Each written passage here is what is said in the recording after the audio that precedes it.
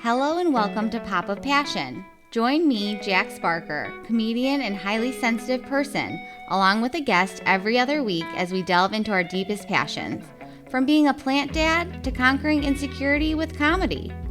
If you relish the memory of an unexpected late-night conversation with a stranger about their obscure passion, the kind where you have tears in your eyes one second and are doubled over laughing the next, this is the podcast for you. Hello and welcome to Pop of Passion. I'm Jax Barker and I'm so glad you're here. My guest today used to be a worship leader. She also used to want to be a nun, and at the time she had never met anyone who was Catholic. She is a transgender stand-up comedian, speaker, and actor. She hosts the podcast I Love Funny Women and teaches and runs the Lady Laughs Comedy and the Extra AF Comedy Show in Madison, Wisconsin. Please welcome to Pop of Passion, Dina Nina. Hi. How are you? I'm well. It's so nice to be in this space with y'all. Thank you for being here. You just did a little energy work in the room, and I get a little woo-woo. I love that. So I guess that leads me to my question. What is your passion?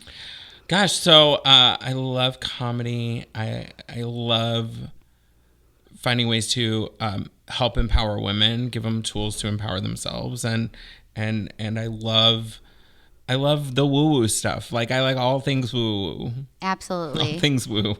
Yes, it's very relatable. I feel like it's sort of like, calling back to your fun fact that sounds fake. I think a lot of us are reaching for something in a space where we don't really, I don't want to speak for you, but like cling to religion in a way that our parents or grandparents did. So a lot of us are looking for other outlets for understanding of the ununderstandable. Yeah. I just feel like traditional religious paths tend to cause a lot more harm to people than, not always. Like, there are some really great churches, really great Christians, really great whatever. But I just see that the traditional paths are really about control and not about who they say they're about. Like, if you're a Christian and, you're supposed to follow Jesus, right? But we're not looking at those, at the words of Jesus and following those. You're following Paul, or you're following the Pharisees, Sadducees, like all the stuff before that. And I think that what we're searching for is a way to connect and not feel under the thumb of patriarchy, mostly. Yeah. And colonialism. Absolutely. There's such a connection between, I would say, divine femininity and spirituality for me, and I think for a lot of my friends and for a lot of people that I am inspired by. So where does the feminism come in for you in the woo? God. Well, so because I'm transgender, there was no place in the church for me. And I couldn't reconcile my as far as, when I first came out, I thought I was gay, and then I realized I'm a straight woman. It's and so I think that when you don't feel like you're accepted, you don't feel like you have a space, you search wherever you can, right? Yeah. So I looked at a lot of different paths, and Wicca and paganism was definitely something that was on my radar, and I found it really interesting, and I loved the fact that there wasn't a devil, and it was a lot less, we're trying to control everything. You're in touch with the divine, period. But recently I have found a little more esoteric Christianity, like looking at the Gnostic Gospels. Yeah. Pardon me, I've got a belch. All good. How gross and rude. No, oh my God. So I found the Gospel of Sophia and the Gospel of Mary Magdalene, and you look at those, and there is a tradition of divine feminine in Christianity that has been systematically silenced and squelched, and they attribute masculine identity to the divine feminine, which is the Holy Spirit. When you look at, especially like Pentecostal charismatic traditions, more like, woo woo, let's raise our hands and dance kind of traditions, and the way they talk about the Holy Spirit and the attributes are very much rooted in divine feminine, and they've just kind of said, no, there's no divine feminine. It's all men. Yeah. So the Holy Spirit is the spirit of Sophia. And this is like, I'm really passionate about this because I'm like, I feel like so, anyway, so I'm reading this Gnostic gospel and I'm sitting here and I'm like, why didn't they ever say anything about this? Know why. Yeah, I know. I totally. We'd be too powerful, exactly. And we would actually stand up for ourselves and have rights. And there was an esoteric tradition within Christianity that at the Council of Nicaea, where they decided what scripture, which were scripture and which weren't, they chose to go the way of fundamentalism and taking out the divine feminine instead of incorporating all of that, the teachings that free us instead of enslave us. Totally. You're preaching to the choir here. You got me passionate. That's what we're trying to do here. Yeah. I just went to a wedding last Friday, and it was a Catholic wedding, and I'm a little apprehensive being raised Catholic, specifically Irish Catholic, and having been like a survivor of childhood sexual trauma. It's just like I have such an issue with it. I love all the Gothic aesthetics of Catholicism, but I just can't do it.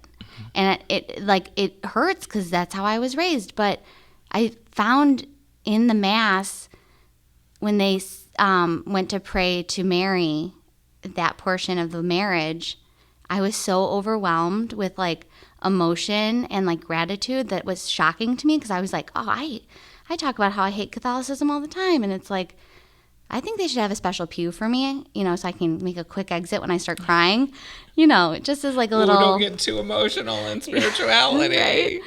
So I think it's interesting how we're both called to the femininity in this world of spirituality or religion. Yeah. Have you always, when did you come to understand this about yourself? I've always known, so I feel like I've always had a quote unquote relationship with Jesus that was unlike most people. I saw the compassion and love, and I saw where the teachings about his teachings specifically were not about saying you can't do this, you can't do that. It's like, hey, we're here to love one another, and that love which is attributed to the divine feminine, which is what changes us. It's being okay. So in the Gospel of either Sophia or Mary Magdalene, there is a space where it's the Gospel of Sophia, peace to Sophia, and Jesus is talking about Sophia, who is the bride of Christ, although it's been said that the church is the bride of Christ in popular tradition now, but the bride of Christ was the divine feminine, the Sophia. Yeah. And there's this space where it says, it attributes being in the presence of the divine as complete shadowless light and joy. So I had this, I went down this mental, spiritual, what is that even like? Can you imagine not having a shadow? Shadowless? And you're thinking, oh my God, inside everything's shadow. There's no light inside. How do we, how is there even not a shadow inside?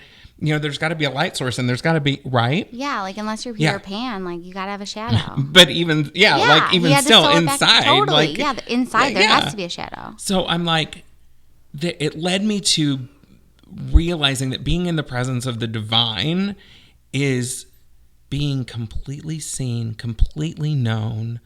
Every part of you knows all your good things, all the bad things, everything that you hide from other people, and you're loved and accepted no matter how dark you feel inside. And there was just something about it that feels so freeing. And why can't we love each other that way? Why can't we see each other's darkness and be like, hey, you're beautiful, you're amazing, you are divine, you're part of God, you know?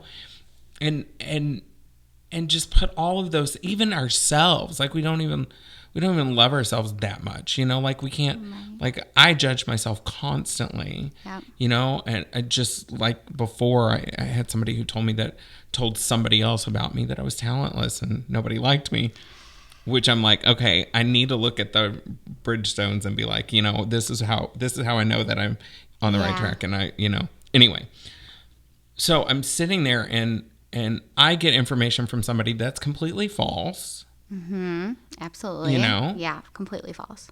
And I'm sitting in that, I have to sit in that space and be like, not judge myself, not be like, you're right, he's right. You're a horrible comic. You're not funny at all. You're fat. Nobody likes you.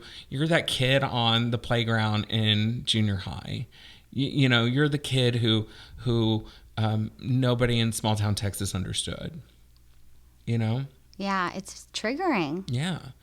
And that is the controlling patriarchal branch of what religion has taught us. And we need more divine feminine. And we need the divine masculine to catch up with the divine feminine so that we can just stand in truth and honesty about who we are and who each other is and realize that we're not victims and nobody's out to get us.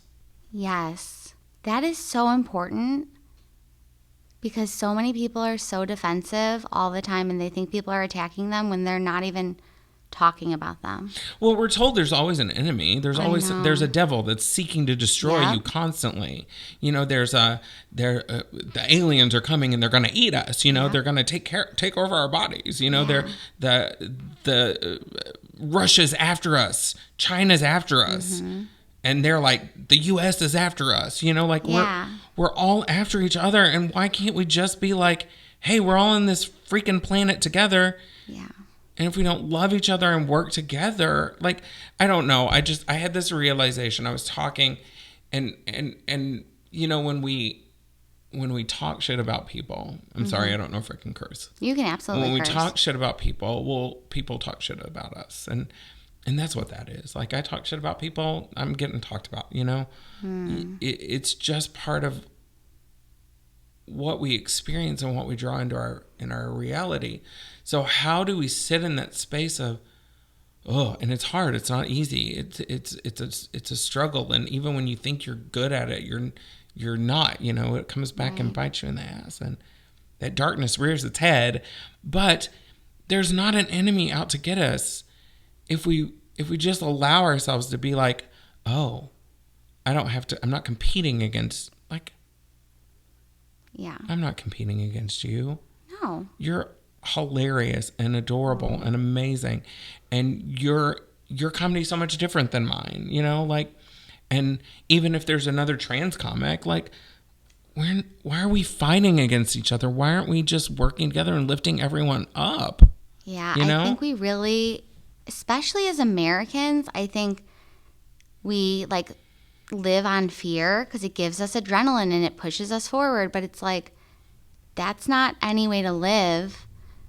And just hearing you talk about if someone talks about me, then, or if I talk about someone's going to talk about me, I feel like there's some sort of superstition in there where it's, you know, what goes around comes around. And I wonder if that is sort of a like childhood response to being raised in a church. Yeah. Because I'm very superstitious about stuff that I don't need to be superstitious about.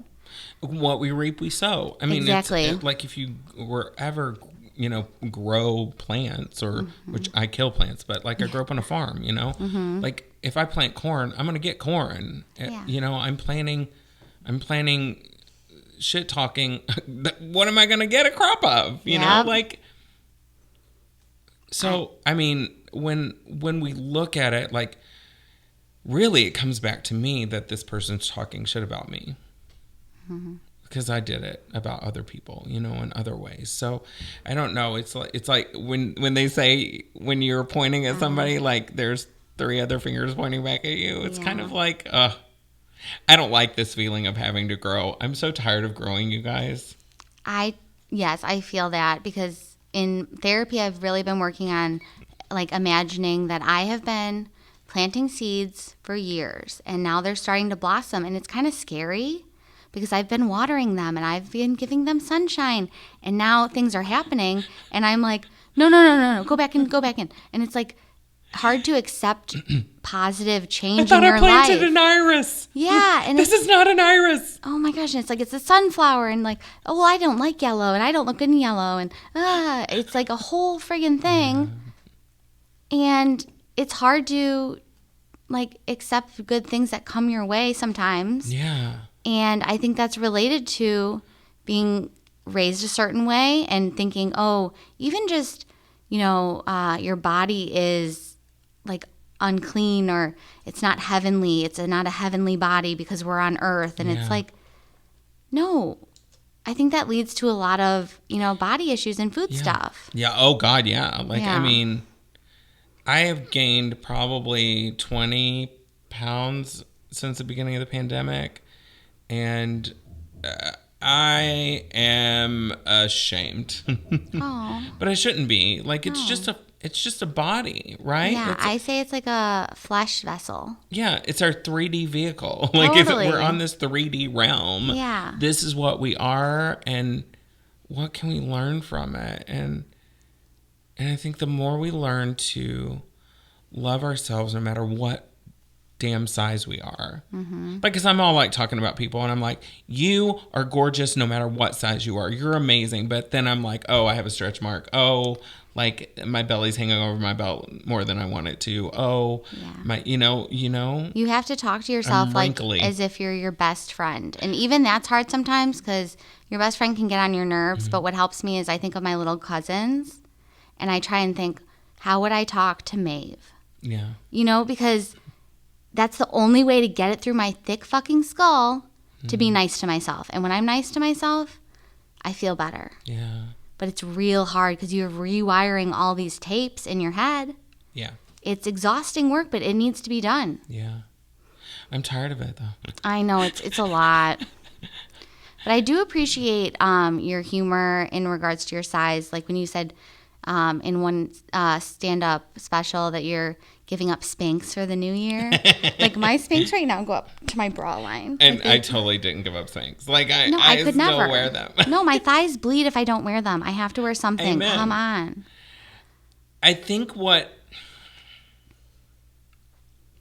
there are plus sizes to being plus size. There are pluses to being plus size. Like I love that I'm softer. Like I love that. Like, and literally half of my boobs are from my back. Like I say that, and I enjoy that. Like I love that. Whether I look exactly like I want to, which is the westernized version of what we're supposed to look like, right? Yep. But like I look at people of size on like Adele before she. Now don't get me wrong. If I ever get famous enough to have money so that I can get weight loss surgery or a perfect trainer or whatever, right. I'm going to do it. Yeah, because it's your body and it's your choice. Right. Yeah. Amen. But it is easy to judge. Yeah. Oh, Adele did, and I know I do it. Mm-hmm. Yeah. And Rebel Wilson, like she just dropped so much weight. Mm-hmm. Is she happy?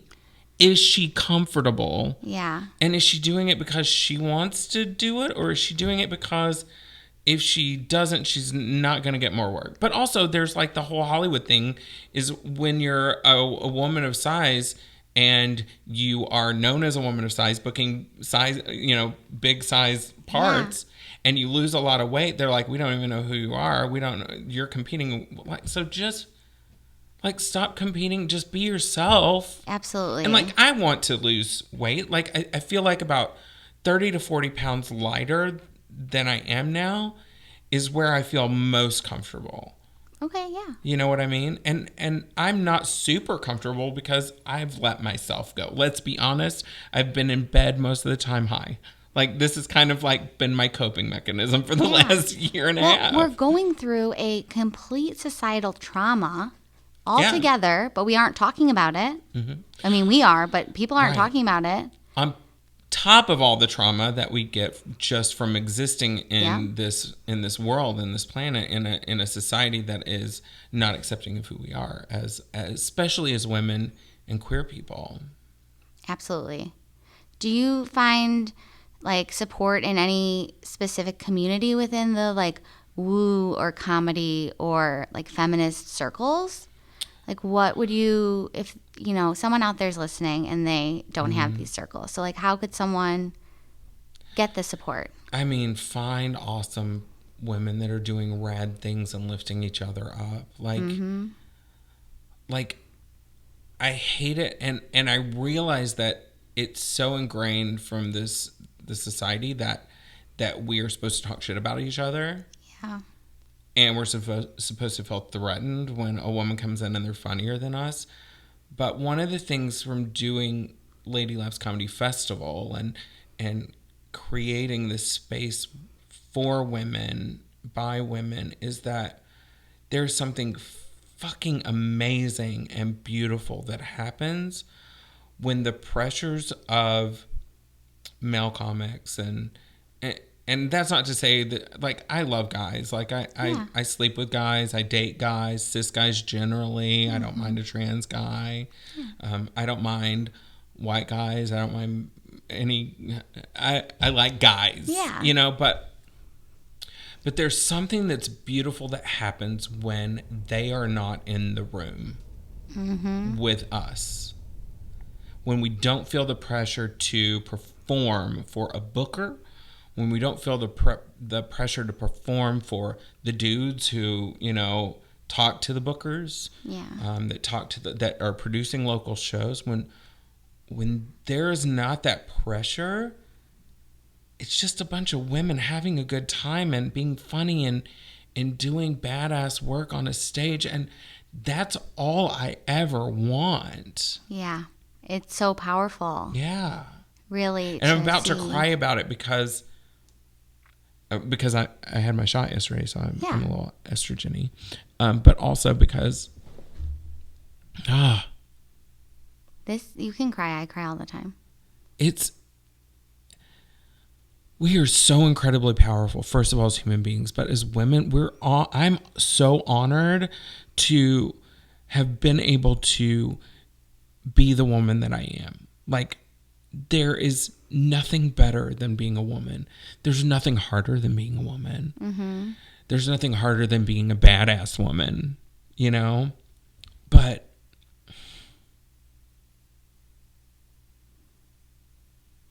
I'm so grateful to be in rooms with women. I'm so grateful to feel accepted and loved by women. And honored to... Wow, shoo. I really am crying. And there is a line from an Armistead Maupin book / show where Olympia Dukakis played a trans woman, and it was a secret. And it's called Tales of the City. I don't know if you've... I'm not familiar. Oh my God. Queer literature 101. Like, okay. I feel like if you... Yeah. It was written in the 70s. He did a what do you call it? He wrote a piece weekly. What do you call it? A column? He did a column, yeah.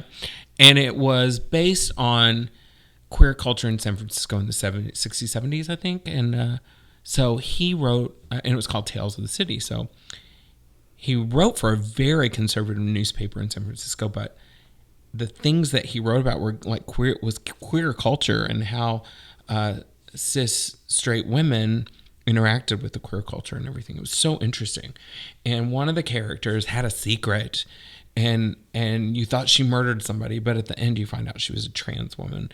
Mm-hmm. And so she's having an affair with this guy, and he goes, "Why did you do it?" And she goes, "Because I've always wanted to," and I'm not saying this correctly, but I've always longed for the company of women as friends, kind of in that situation. Yeah.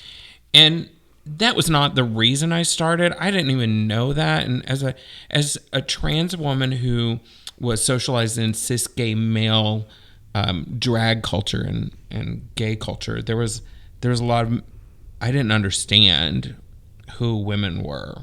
Like I thought I was going to be, big boobed, sexy showgirl wearing almost nothing. I was going to lose weight, and I didn't realize I was going to be like a wannabe soccer mom. I didn't know I would look like I drive a minivan, and move to the Midwest.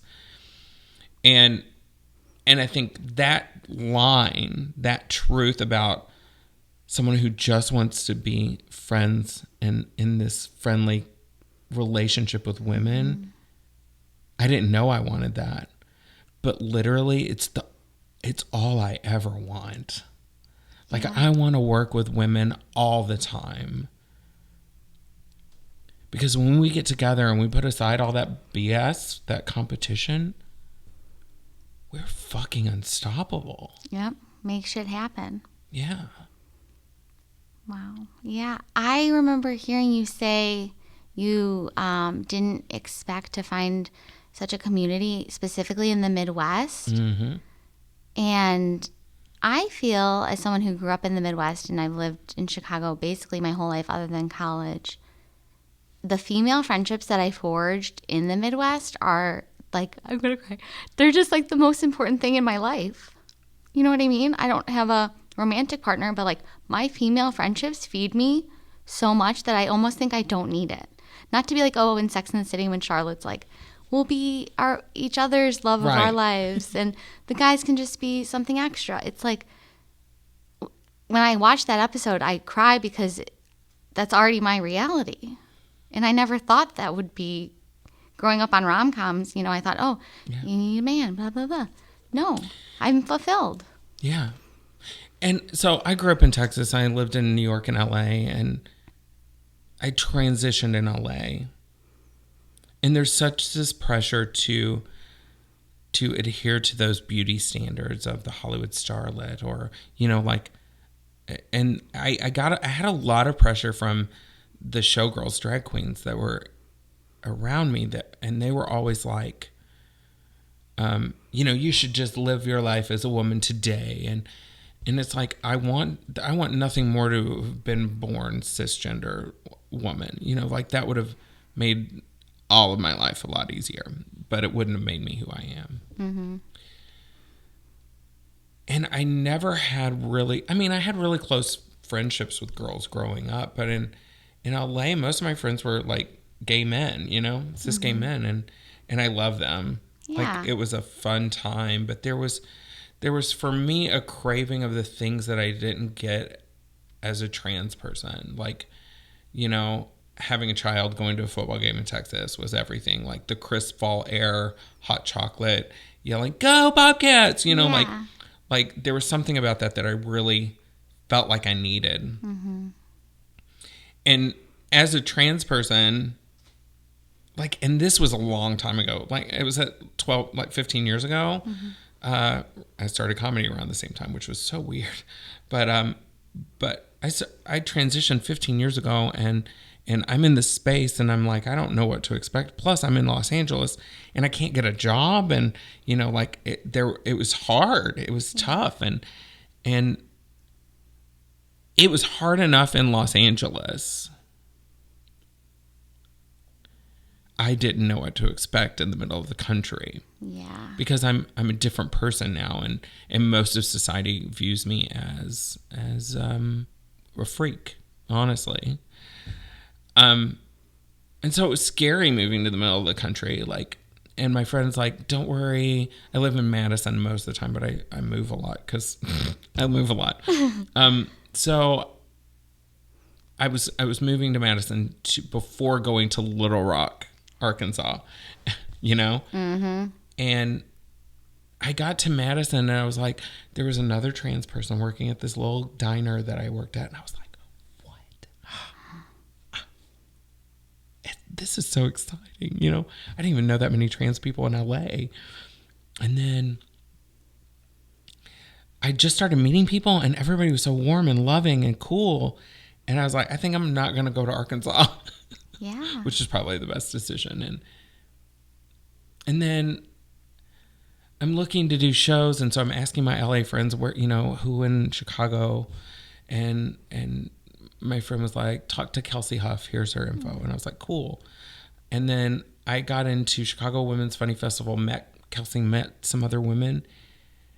And I was like, I'm in a women's comedy festival. I mean, I know they've seen my material, but is it cool that I'm a trans person? And, you know, like I didn't know what to expect. And I'm outgoing, but I'm also really not. Like I get scared and shy when I don't know a lot of people, when I feel uncomfortable, when it's new. Yeah.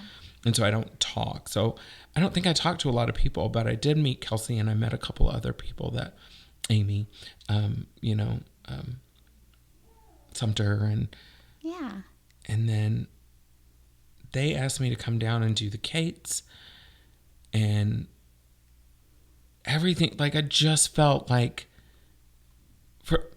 here we go again, the waterworks. Okay. For the first time in my life, I felt like I was seen as who I was and welcomed in, and it was just amazing. And I'm so grateful for that every day. Lots of tears. This is supposed to be a comedy podcast, right? You know, my inner thighs. Yeah, right. Am I right? Exactly. I think it's so beautiful the way you talk about that experience.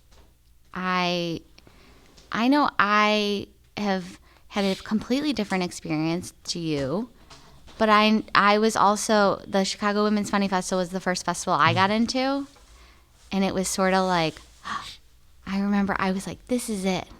Like I did it. And I was kind of like, well, now I've done it. Thank you so much. And now it's done. And now I'm going to do more stuff. And then I did the Lady Laughs Festival, and it's just like... Oh, I'm so glad you did. Well, it's amazing how one thing leads to another. And if I hadn't done I wouldn't even think to apply to a festival. My storytelling teacher was like, you should apply to this festival. Like they say you need to have the confidence of like a mediocre white man. And that's really hard. That is, yeah. It's real hard. Because that mediocre white man is up there. Yeah, right? Like in the Sorry, stars. That was so loud. But yeah, it's just, I'm so glad that you felt seen, and I hope you feel seen just now and whenever you need to, because I think there are times when we don't want to be seen, and we're working on sort of like what they call like our shadow work, or you need moments of reflection, but as performers we need that moment in the spotlight too. Like it feeds us in a way that other things feed other people. Yeah, absolutely. And it's hard not... Sorry, all the tissue. I'm not sorry. Okay. Why do I keep that? Okay.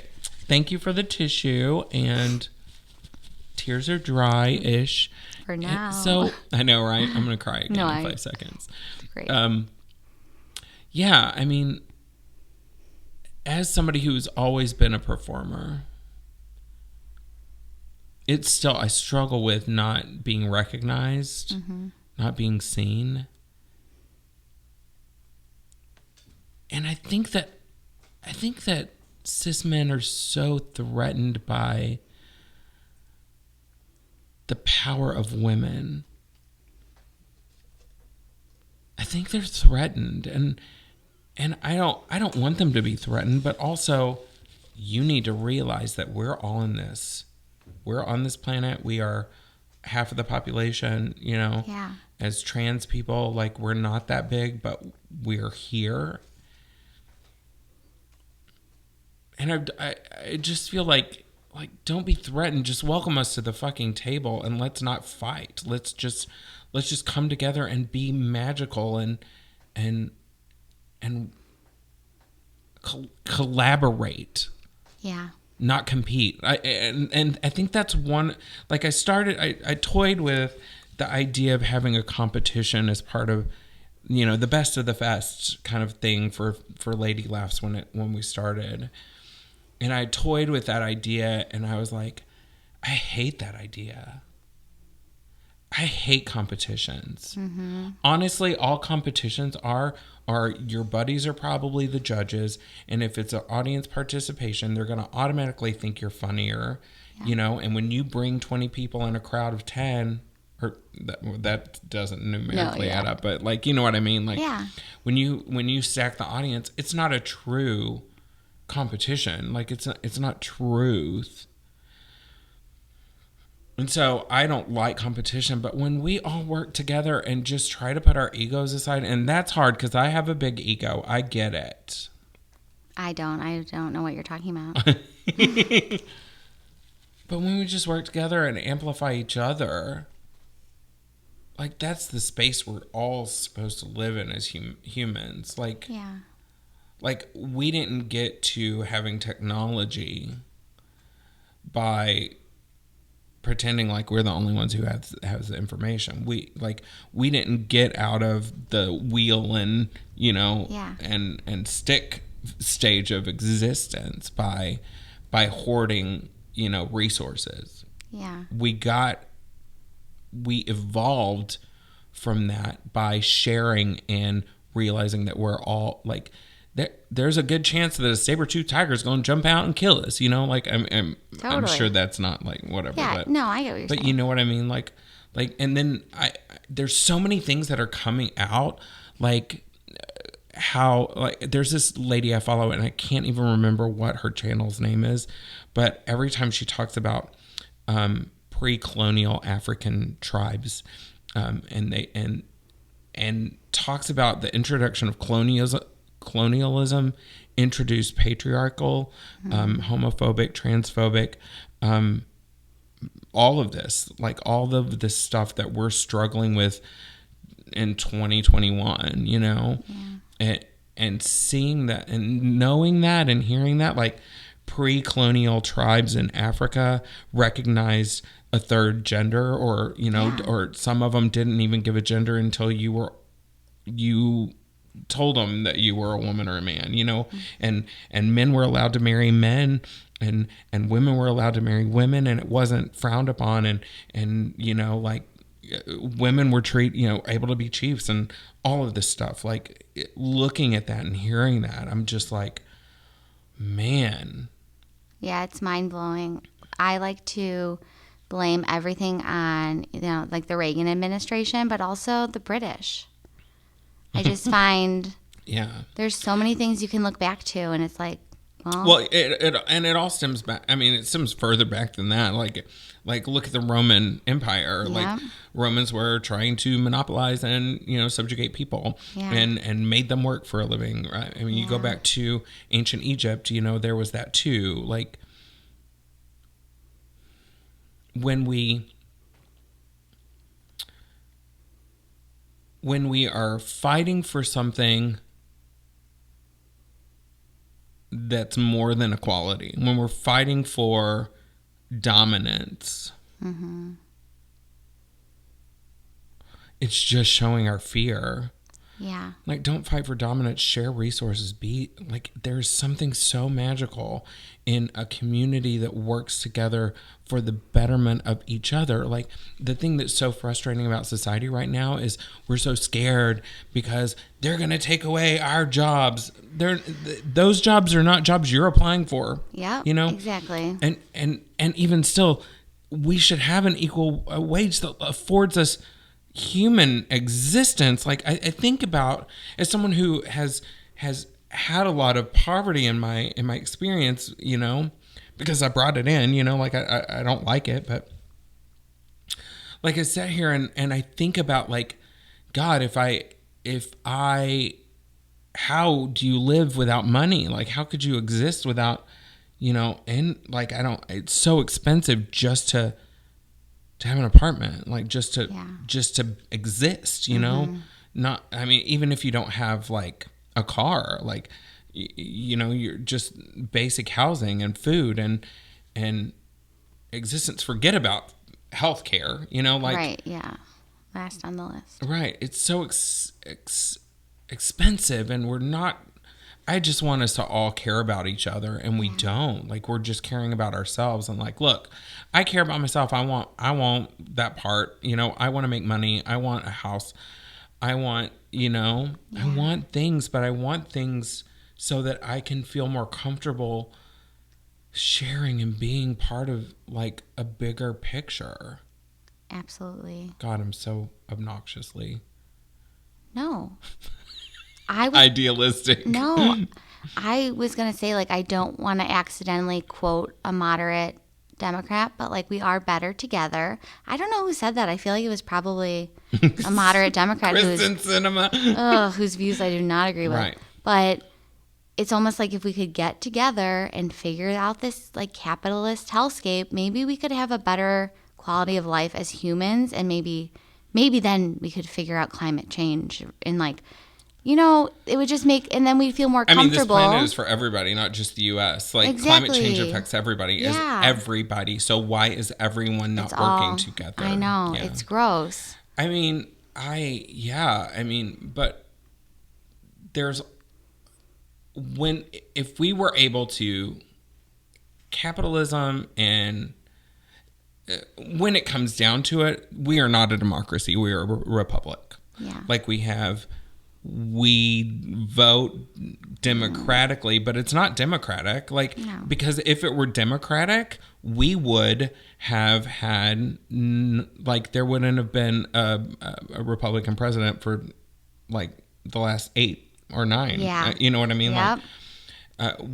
Like, our voices are stifled to the extent that the popular vote doesn't mean the popular vote. Mm-hmm. Like, Donald Trump did not win the election. No. He won the electoral college vote. Mm-hmm.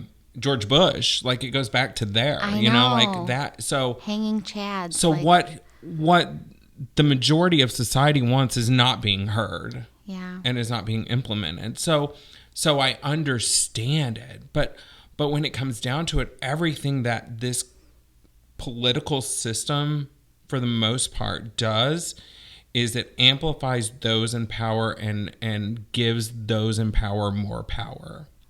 Yeah, and they don't need it. We should like spread the wealth, and then we could be more creative. And it's not even about spreading the wealth. It's just like, if we taxed equitably. Oh, I wasn't talking about wealth in terms of money. Yeah. Just like spread the good vibes and. But there's so much, like, if we did equitable taxation for corporations and individuals, mm-hmm. if we realize that the arts are important and no artist should ever have to live in poverty, when we realize that those who are working for social systems should never have to live in poverty, when we realize that teachers shouldn't have to pay for their own supplies because they need them to teach but aren't given the resources for it, like, and it drives me crazy when, especially middle class and lower class, that sounded really pejoratively, and I didn't mean it that way. I want, like, for people who are below the poverty line, for people who are just straddling above and below the poverty line, and those who are in the middle class, and they're arguing that socialized medicine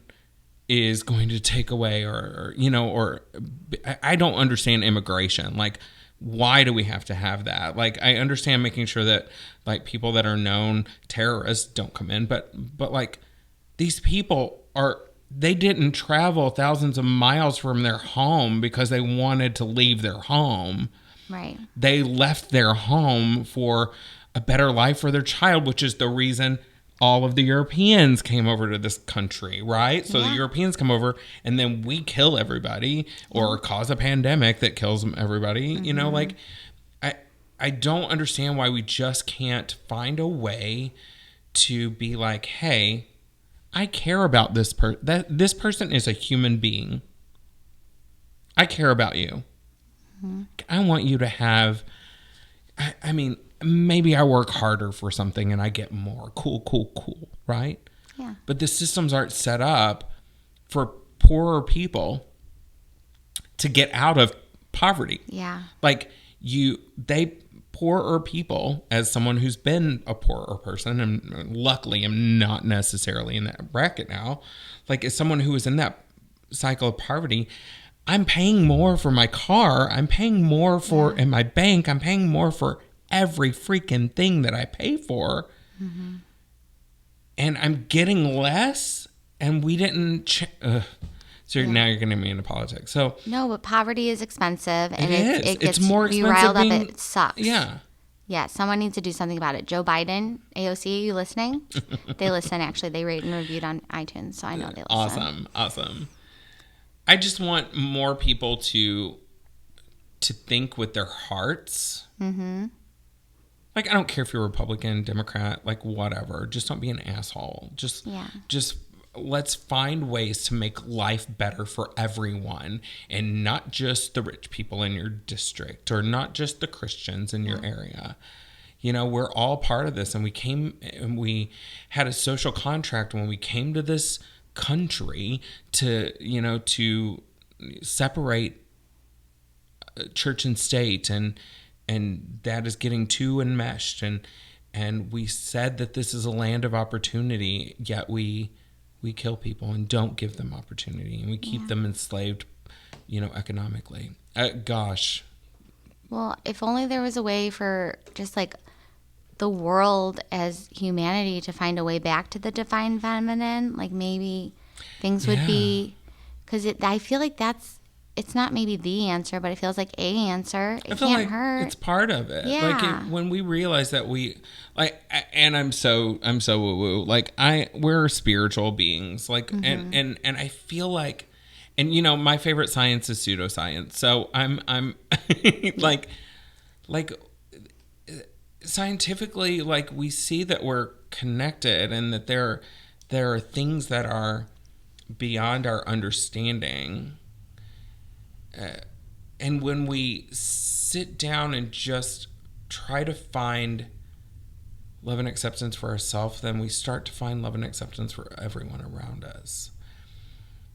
And when we balance the divine masculine with the divine feminine, and realize, look, we are divine. Like every person on this planet, every human being, I think animals are too. Yeah. When we are divine, and when we stop buying into the fact that we are the stories that we're limited, that we are unable to become anything more, that our government is saying, like, we're not going to give you any handout because you can't get out of this, whatever. Yeah. We want you to know, when our religions are saying, like, some people are going to heaven and some aren't, and it's just the way it is. Like, God doesn't love the people that don't call Jesus. You know what I mean? Like, I'm like, that's so categorically untrue. And when we realize how powerful we are, and try to sit in that space, try to sit in that throne room of our soul and our heart, and wake up every morning and be like, I'm divine, then the more it's going to proliferate. And it can only get better for humanity when we realize and treat each other like we're all divine. You know how when a celebrity walks into a room and everybody's like, oh my God, we got to get her. She wants her water at this temperature, blah, blah, blah. Yeah. Did she have green M&Ms on her rider? Mm-hmm. Like everybody, like, honestly, we're that, all of us. All of us. So if we were, if I treated you like you were a celebrity, right? Mm-hmm. And then you treated Christine or Jane or Ellen or Mark, like they're a celebrity, what does that do to them? Raises everyone's vibration. And it makes you feel better too. Totally. When you smile back, or the whole world's smiling at you. I don't know. That's a song for sure. It's definitely a song, guys. I love it. Share a Coke and a smile. Share a Diet Dr. Pepper and a smile. Yeah. Like, it's just like when we treat each other like we want to be treated, we're going to be treated like we want to be treated more often. Mm-hmm. And I think that, like, I know I'm not a huge star, and I'm so grateful when I'm treated like I'm somebody. You know what I mean? Like, honestly, being on the cover of a magazine is not as incredible. I mean, it's great. It's wonderful. I love that recognition and that validation. But when I'm in the same room with somebody like, okay, you and then your producer, Christine,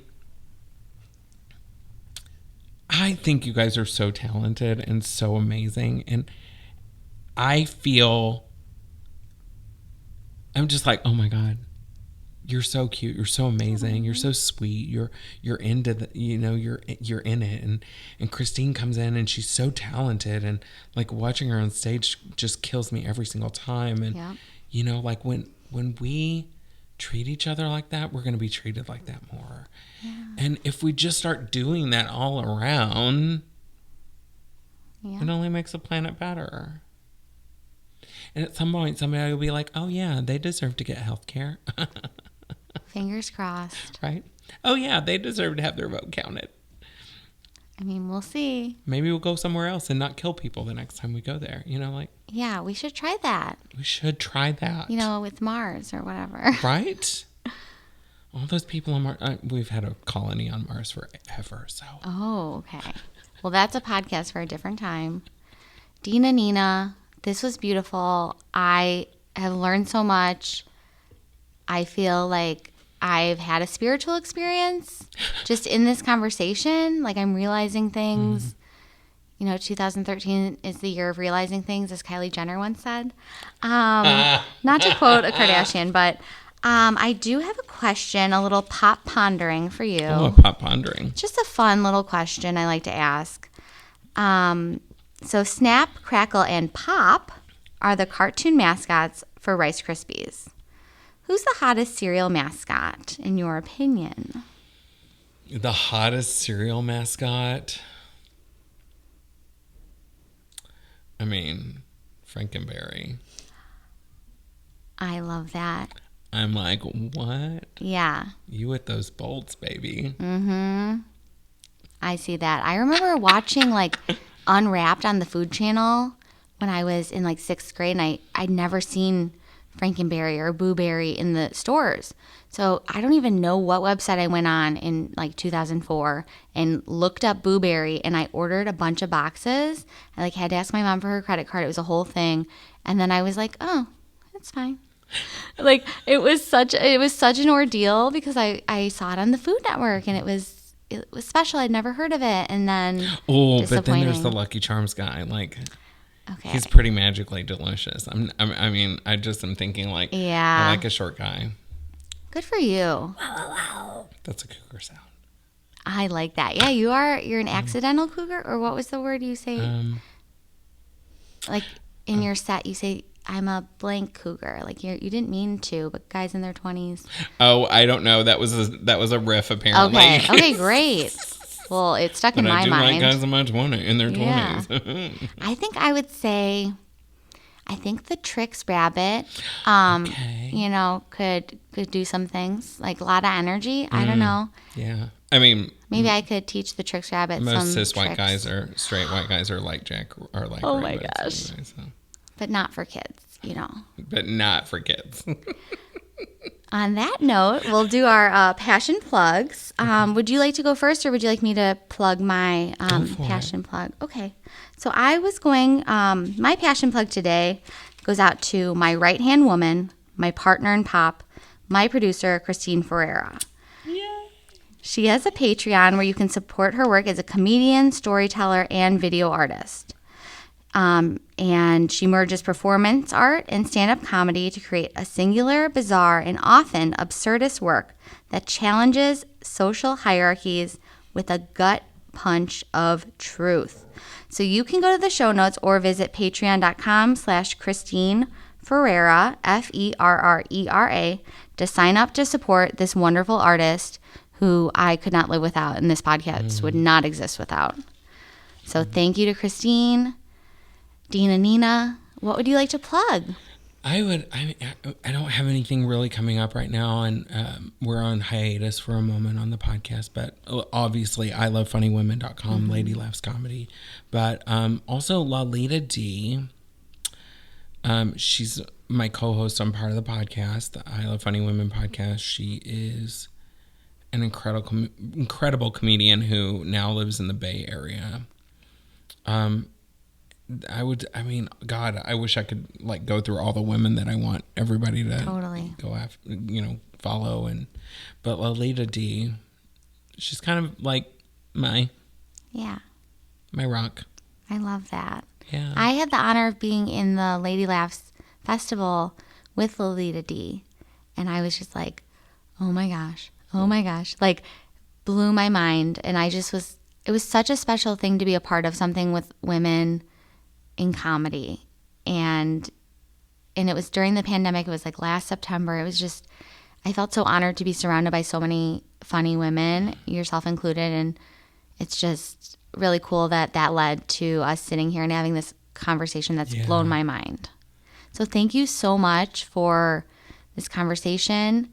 And where can people follow you on social media and support your work? Well, I'm on all the social medias at Dina Nina XO, also on Cash App and Venmo, Dina Nina XO. Absolutely. And my website is dinanina.com. So I'm going to keep plugging away. Hopefully you'll see me in other places. And yeah. Yeah, we'll catch you in Madison. I love it.